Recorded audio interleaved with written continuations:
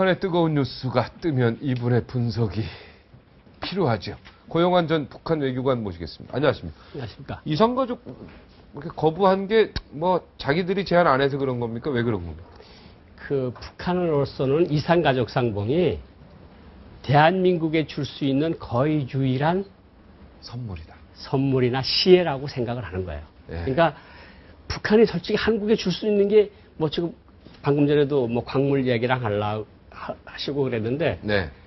광물을 줄라 그래도 그걸 우리가 들어가서 파가지고 우리가 수송을 해오기 전에는 광물을 줄 수도 없어요. 네. 광물을 많이 파서 갱도가 깊이 들어갔는데 그걸 유지하려면 나무도 있어야 되고 전기가 있어서 이 갱도 차라 그러는데 우리가 그건 다 할 수 있는데 우리가 그죠? 그러니까 그래서 지금 당장은 북한이 한국에 시혜를 준다고 생각을 하는 거예요. 근데 북한은 지금 이산가족 상봉을 금강산 관광 문제하고 오이사 제재 해제 요거에 갖다 걸고 싶은 거예요.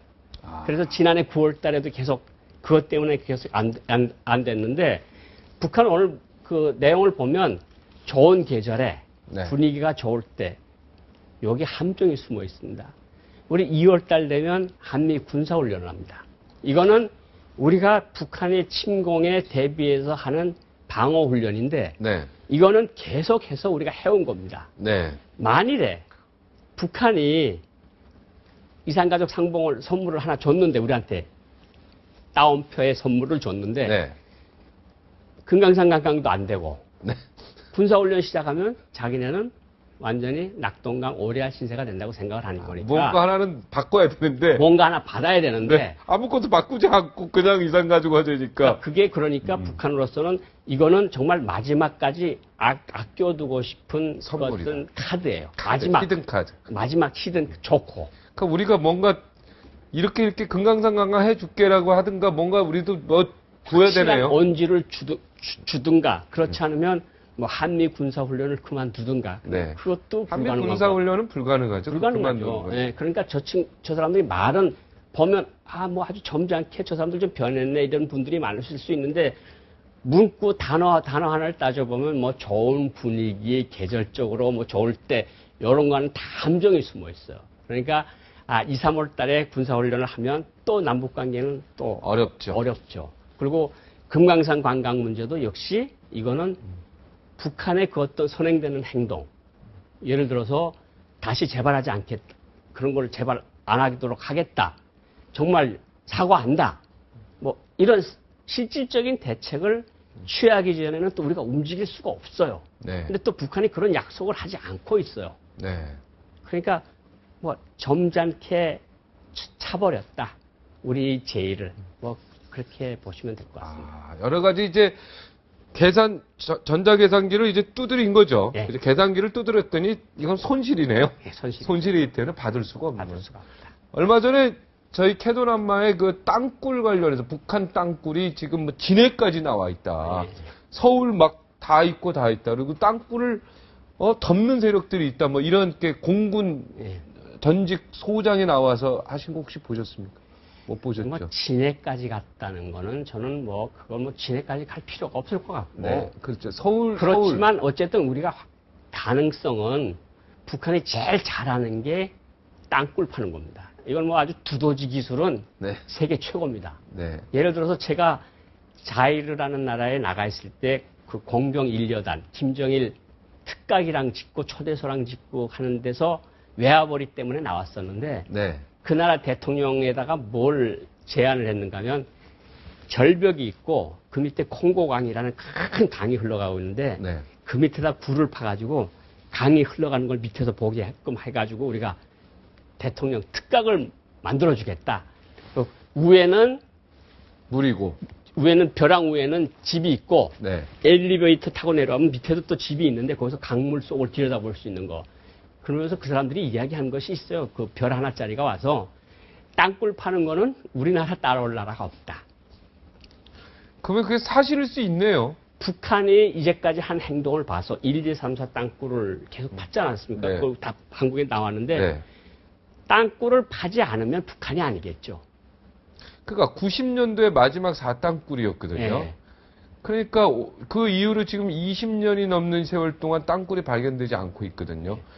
이게 사실은 그 땅굴 파는 걸 중단했다고 볼 수는 없는 거네요. 그러니까 그 사이에 고난의 행군이라고 해서 이제 김일성이 죽은 다음에 이제 98년, 99년 다시 북한이 다시 기가 살아날 때까지 공백 기간은 분명 그 사람들 팔 수 없었을 겁니다. 전기도 없었고 네. 모든 것이. 그렇지만 좀 경제가 다시 살아나고 하면 군대에서 할 일은 너네는 공병 여단은 무조건 땅굴을 파라 그러면 파는 거 아닙니까? 그런데 20년 때 동안 땅굴 팠겠네요, 계속. 계속 파고 있다고 봐야죠. 아, 그러니까 그 전에 맞네. 예를 들어서 맞아. 많이 이렇게 발각이 됐지 않습니까, 우리한테. 그러니까 그 발각을 되지 않는 방법을 나름 강구를 했을 거고, 땅굴 파는 데는 세계 1인자니까 뭔가 계속해서 하고 있다. 아, 그거는 제가 이야기할 그럼 정부가 여기에 좀 심각하게 좀 관심을 가져야 되겠네요. 아마 국방부에서 대책을 세우고 있는 걸로 알고 있습니다. 네, 다음 주 월요일 날 저희가 또 땅굴 특집을 하거든요. 아, 예. 예, 아, 이거 비밀인데. 자, 김경희 고모가, 네. 이제 김정은의 고모 김경희가 사실상 사망 선고를 받았다. 예. 사실입니까?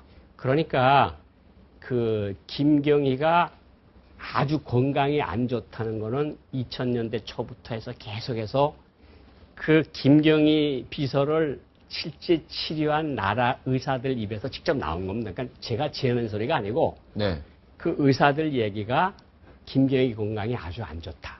심장도 안 좋고 신장도 안 좋고 심장 근육이라고 하죠. 심근. 그것도 안 좋고 혈관도 안 좋다.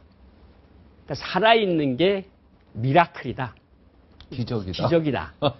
그랬는데 그 남편도 지난해 이렇게 됐으니. 남편도 굉장히 뭐 아주 잔인하게 처형이 됐고 아마 지금 살아있다고 해도 거의 그냥 목숨만 붙어 있는 그런 상태가 아니겠느냐. 왜냐하면 제가 왜 이렇게 생각을 하는가 하면 북한 올해 신년사에서 경공업이 주타격 방향으로 주공전선, 이제 북한은 이제 경제 모든 용어가 군사 용어니까 네. 올해 경제건설의 기본 주공 방향은, 주공격 방향은 이제까지 김정일이 정권을 졌을 때부터 지금까지 농업과 경공업이다. 네. 그리고 다른 보조 전선은 뭐 전력공업, 무슨 석탄공업, 무슨 철도공업 이렇게 있는데 네. 이번에 정말 바뀌었죠? 10여 년 만에 처음으로 경공업이 사라졌어요. 네. 근데 북한에서 경공업은 뭘 의미하는가 하면 김경희 비서를 의미합니다. 김경희가 경공업 담당 부장을 오랫동안 해왔고, 그래서 북한에서 북한 간부들 의식 속에는 경공업 하면 김경희입니다. 그런데 올해 김정은 10년사 두 줄 나왔습니다. 경공업을 발전시켜서. 그런데 그전에는 이게 한 이만큼씩 나왔거든요. 그리고 네. 경공업은 주타격 방향이다. 주공전선이다. 그런데 주공전선에서 경공업이 빠지고 건설. 김정은이 건설을 좋아하지 않습니까? 마식령 스키장, 문수 물놀이장, 미림 승마구락부 그런 거를 좋아하니까 그 자기가 좋아하는 거 두 가지를 넣었어요. 그러니까 김경희 비서가 정치적 영향력을 전혀 행사하지 못하고 있다. 그러니까 살아있다고 해도 살아있는 게 아니고 이미 정치적으로 사망을 했고 리더십을 다 잃었다. 정치력을 발휘를 하지 못하고 있다. 그러니까 아마 그냥 추측을 할 수밖에 없는데 네, 알겠습니다. 어느 침상에 누워서 그냥 있다. 시간만 지나고 있다. 네. 네.